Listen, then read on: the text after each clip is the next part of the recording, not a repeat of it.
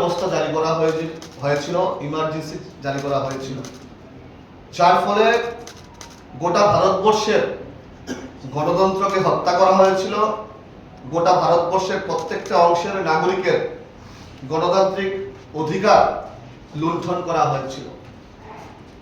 এই ইমার্জেন্সির আগামী 25 তারিখ 50 ইয়ার্স অফ ইমার্জেন্সি।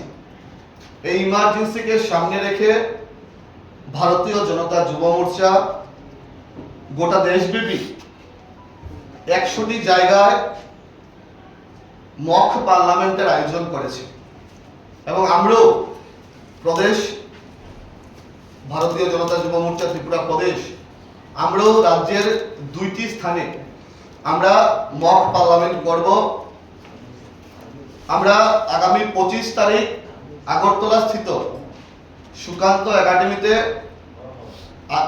এবং আগামী 28 তারিখ ধর্মনগরে, এই 2টি স্থানে আমরা মক পার্লামেন্ট করব।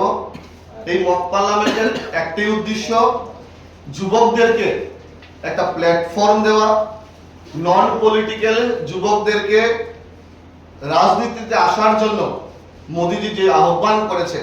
মোদিজি বলেছিলেন 1 লক্ষ যুবক সারা ভারতবর্ষের যারা নন পলিটিক্যাল ব্যাকগ্রাউন্ডের আছে ওনাদেরকে রাজনীতির অঙ্গনে আনা হবে এবং সেই লক্ষ্যমাত্রাকে সামনে রেখে নন পলিটিক্যাল যুবকদেরকে পার্লামেন্টারিয়ান এবং লেজিসলেটর্স বানানোর জন্য আমরা এই কার্যক্রম হাতে নিয়েছি।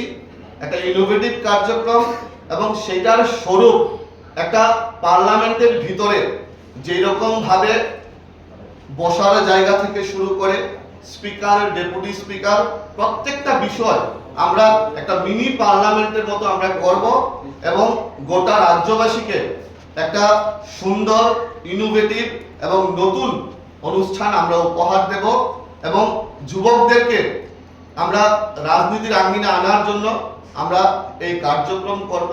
আরেকটা ছোট্ট বিষয়, আমরা একটা সময় দেখতাম যুবকরা রাজনীতিতে আসতে পছন্দ করত না, কিন্তু মোদিজি প্রধানমন্ত্রী হওয়ার পর থেকে যুব সম্প্রদায় রাজনীতিতে আসছে, যুব সম্প্রদায় এগিয়ে এসে রাজনীতি করছে।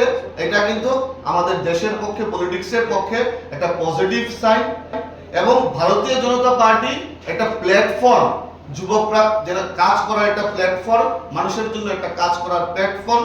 আমি নিজেও একজন যুবক হয়ে একমাত্র ভারতীয় জনতা পার্টির কারণে আমি বিধায়ক হিসেবে কাজ করার সুযোগ পেয়েছি। প্রফেসর ডক্টর মানিক সাহা মহোদয় তার সঙ্গে ওনার সঙ্গে উপস্থিত থাকবেন প্রধান অতিথি হিসাবে আমাদের ভারতীয় জনতা পার্টি ত্রিপুরা প্রদেশ কমিটির মাননীয় সভাপতি তথা মাননীয় সাংসদ শ্রদ্ধেয় রাজীব ভট্টাচার্য মহোদয়। ওনাদের হাত ধরে আমরা এই সুন্দর কার্যক্রমটা আমরা উদ্বোধন করতে যাচ্ছি।